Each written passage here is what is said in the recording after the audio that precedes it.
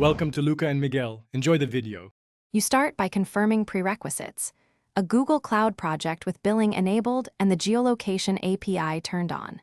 Next, create an API key and apply restrictions for security, such as HTTP refers or server IPs.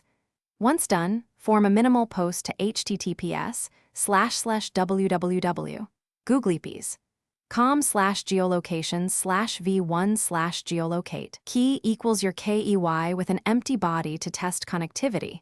This returns LAT, LNG if available. Make sure to log the request ID and inspect headers, because authorization or quota failures show up there quickly. You now construct richer requests. Add Wi-Fi access points and cell towers arrays, each with required fields like MAC address, signal strength, and age. Use JSON post bodies and include an IP address only when needed. This affects accuracy versus purely radio-based fixes. Once you receive a response, parse the location object and the accuracy value to decide whether to accept it. If accuracy is low, make a secondary attempt with different data, or prompt the client for permissions to get better signals.